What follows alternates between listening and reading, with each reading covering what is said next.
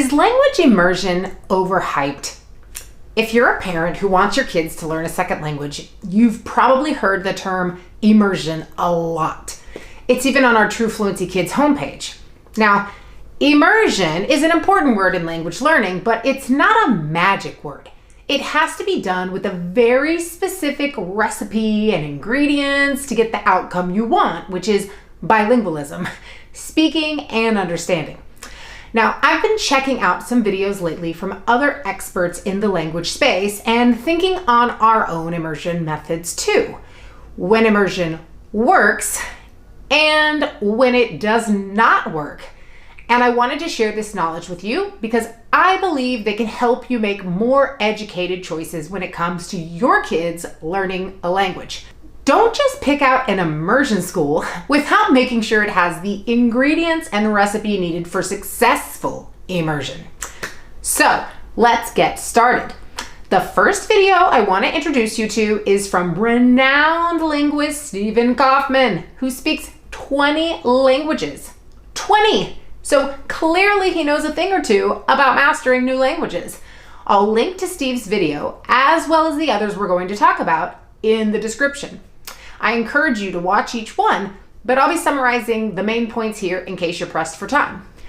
In Kaufman's video, he talks about how his own grandchildren, who are native English speakers, went through French immersion programs in school. He says they now understand French very well since all of their classroom lessons were in that language, but they're not nearly as good at speaking French. Typical in school immersion programs with classes any more than 5 or so kids. So why is this the case? Well, as we've stated time and time again on our channels, Kaufman goes on to share that in his grandkids' classes, they spend a lot of time listening to French, but not speaking it. And let me tell you, as a longtime language teacher and learning 3 languages as an adult, and who's raised her daughter in 3 languages, conversational practice must happen if you want them to be able to have conversations.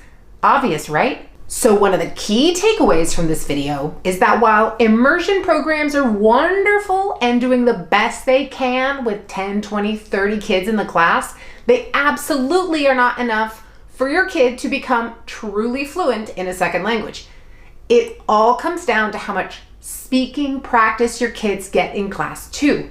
Think about going to the gym. Are your muscles getting trained by watching others lift weights? We wish, right? And it works the same with immersion. You can learn to understand well if you're listening, but you won't learn to speak well unless you're speaking. Kids need very small group speaking practice a few hours a week, plus immersion, plus teachers who have methods on getting the kids talking and confident, responding to questions, and telling stories. If your kids are currently mostly listening and reading, but not speaking just as much time, you absolutely should supplement their immersion program at school with experiences that give them more chances to speak in the target language. For example, a babysitter that only speaks the target language. That's what I did. A family member that only speaks the target language, or find a very small group or one-on-one online Spanish classes. Ours at TRUFLUENCY KIDS or any other school with this specific recipe for bilingual success. Parents tell us our classes or other small group experiences are a great complement to immersion programs at school. Okay, ready for our next video? It is from Ollie Richards at storylearning.com. He is the behemoth in the language learning space for really learning a language. No quick fixes, but really effective methods. Richards starts out his video by saying immersion is far too much hype. Now, since I run language fluency schools based on immersion, you might think that I have a bone to pick with him, but we agree with him. Immersion only works if done with the right ingredients, specific high-use words, and a recipe, the method for getting kids actually talking. Richards and I actually think about immersion in very similar ways. He argues that while some people can quickly learn a whole new language in an immersion environment, for most of us, It's far too intimidating and frustrating if the whole language is thrown at us at once. Here's what I mean. Imagine that you have a job at a global corporation and your employer sends you to the company's Tokyo office for a month. You don't speak a bit of Japanese, and suddenly you're really immersed in the language. You hear it on the train, in restaurants, on TV. You sit in on meetings where your Tokyo colleagues speak Japanese. So are you going to end up fluent in Japanese by the time you go back to the States? Of course not. You didn't have the time, the ingredients, or the recipe for getting fluent. Although you might pick up a few high-use words and phrases that were accompanied by a memorable experience you had. But full-on immersion with no comprehensible input, image, gesture, short phrases, help responding, a memorable and simple story will not be helpful to you as a beginner.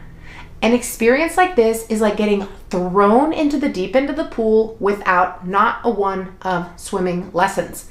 Because everywhere around you, Japanese is being spoken at a highly fluent level by native speakers. Instead, Richards recommends an approach we actually use ourselves at TruFluency Kids. The fancy term for it is comprehensible input, which goes back to Krashen, the man for language acquisition, which really just means learners are exposed to language that they will understand. In other words, if you understand 90% of what someone is saying in your class, in your target language, it's relatively easy to pick up on or figure out the other 10%. So we make sure that 90% is understood in class from day one. In our classes, we do not ask beginners to follow along with complicated stories filled with Spanish vocabulary they won't understand. We start them out with 2-word questions that require 1 or 2-word responses, just like we all learned our first language. And we're making sure they understand using gestures, images, and stories that are logical.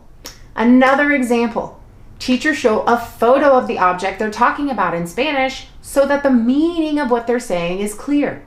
This is still immersion, but it's meeting our students where they are with their Spanish skills. And it really, really works. Just check out trufluencykids.com/testimonials for proof. The last video I want to talk about today is from realfastspanish.com.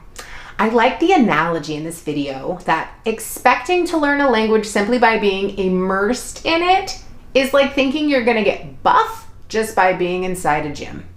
For immersion to work, you need association and spaced repetition. Association means linking lessons to students' real lives.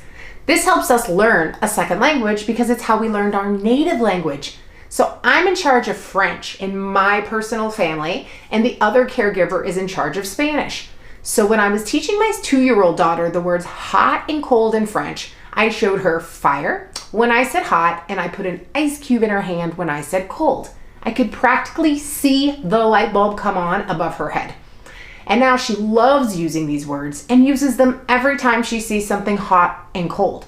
This experience stuck with her instantly, and those words are now solidified through the association. We also use association in true fluency classes. For example, we have kids bring real, easily accessible household items to class each week to help them experience the vocabulary. So, that's it for today. I hope this video has helped you understand how immersion works when it is done well. I've told you a lot about our kids' classes today, but if you'd like to learn more, please visit us at trufluencykids.com. Helping your kids learn Spanish is our passion, and they'll have a lot of fun too. Here's to fluency.